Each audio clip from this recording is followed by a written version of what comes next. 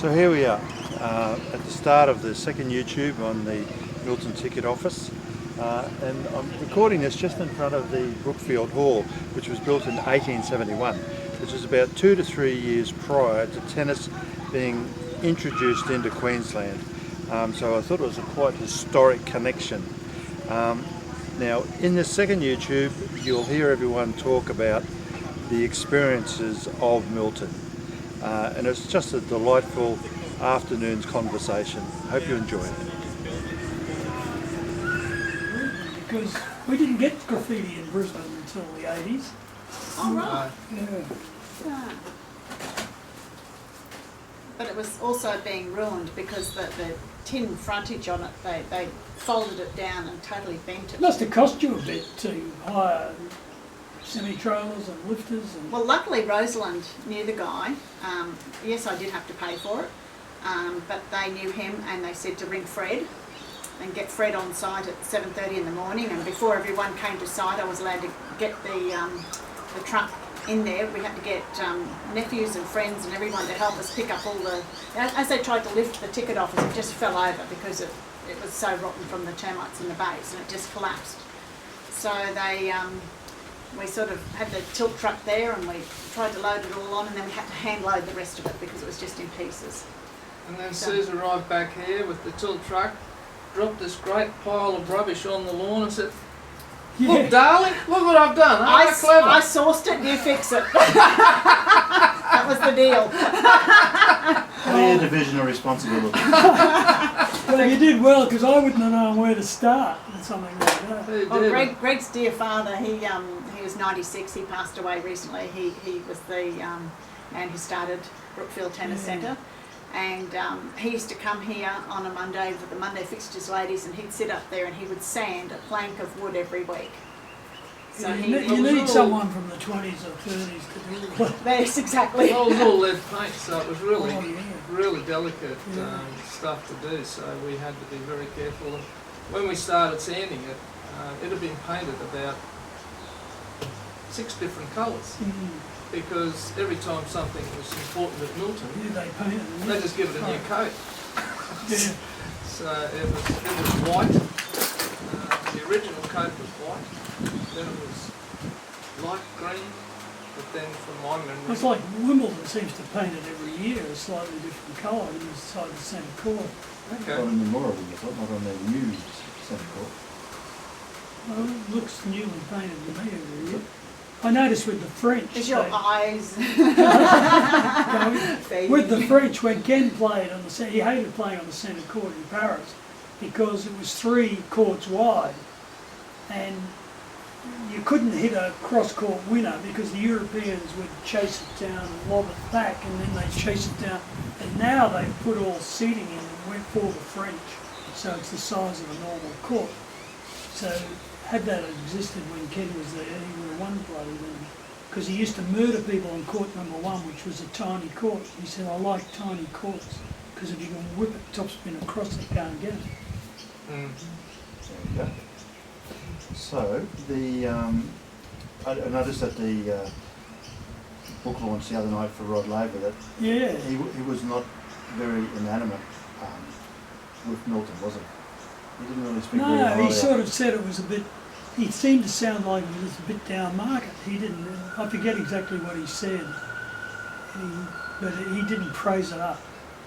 Whereas Fletch always said it was unique in the world, and he liked it better because it was all timber, and all tennis, big centre courts in the world were all concrete, and they never had roofs, so everyone used to bake inside them. Whereas at Milton, some people baked in the outer, but in the Hopman stand or the President's stand, or you were covered. But it was a unique tennis centre, and it's a pity it went really, according to Ken. I think it was a great piece of history that's lost, and we just, just so it's such great that Brookfield has it. Yeah. We're very proud. Yeah, well, I think you did well. It was something that we drove past It needed numerous someone like you times, to- and you just look at it and you're just broken-hearted Yeah. that it was it had gone, and you just sort of said the shining light over this. And when totally when you got your ticket and went inside, remember there was a big circular driveway to the clubhouse anyway, and in the middle was a large piece of green grass, about 40 perches or more, and everyone used to sit there and eat their lunch and have a drink. And then when you walked through under the western stand, it rose up for miles, and they were scared people would drop their soft drink bottles, which were all glass in those days, so they nailed chicken wire Yes. underneath. It was full of soft drink bottles and Thousands of them. yeah.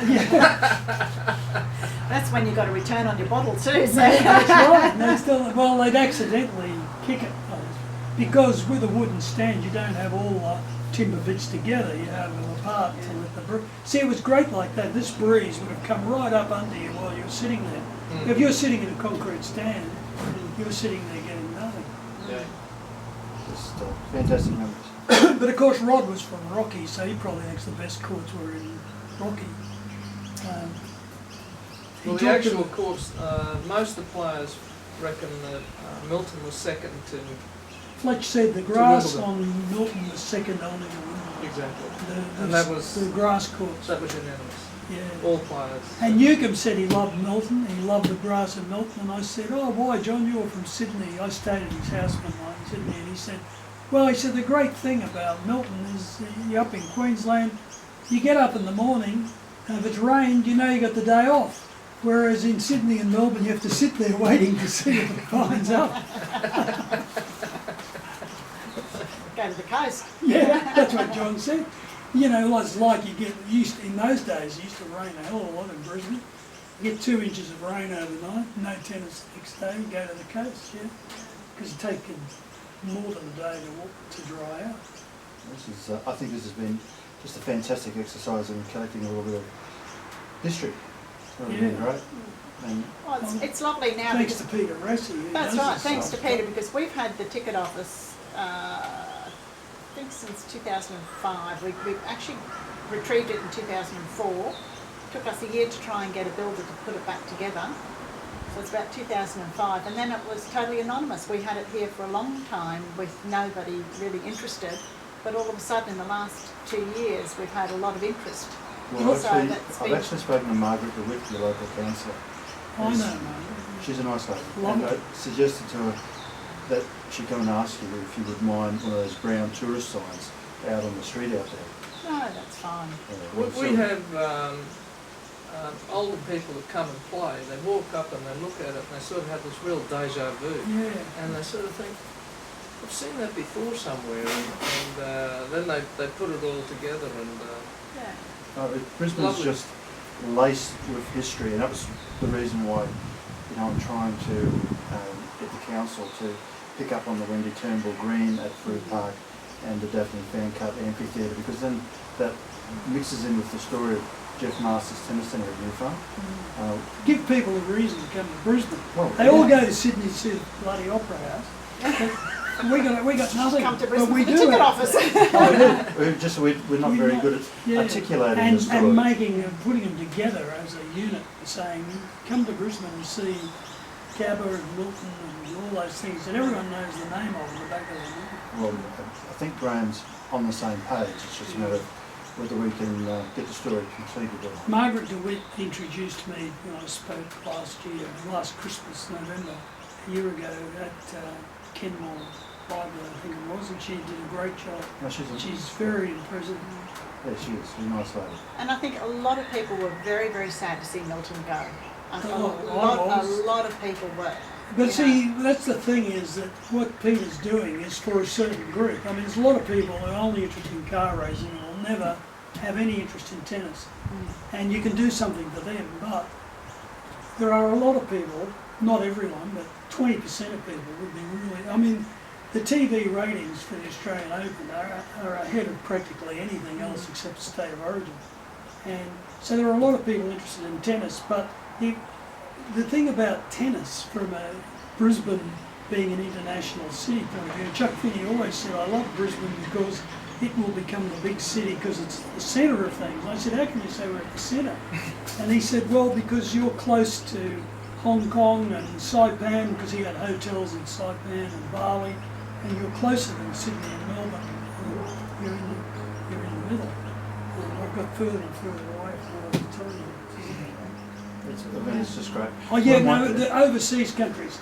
Every country in the world plays tennis. Every Yes, country. yes. There's only two sports that are played in every country: soccer and tennis. Yes, I agree with that. And so tennis, you have the potential of.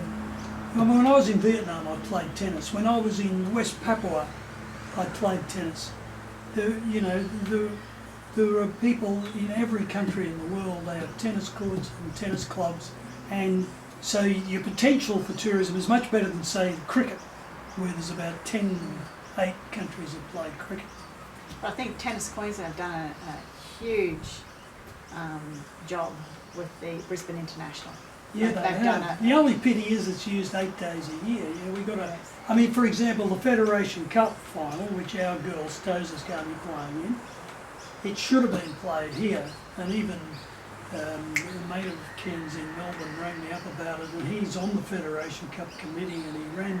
They sent him to Western Australia to Brian Beers, and he said the Federation Cup should have been held in Brisbane, but Tasmania put in a better application, and they got it. We would have filled it up every day for the 3 days for sure. Oh, Stones are playing. They're playing some famous country like Russia or Poland or so on, and we didn't get it. It's unfortunate that the draw didn't go Australia's way for the Davis Cup.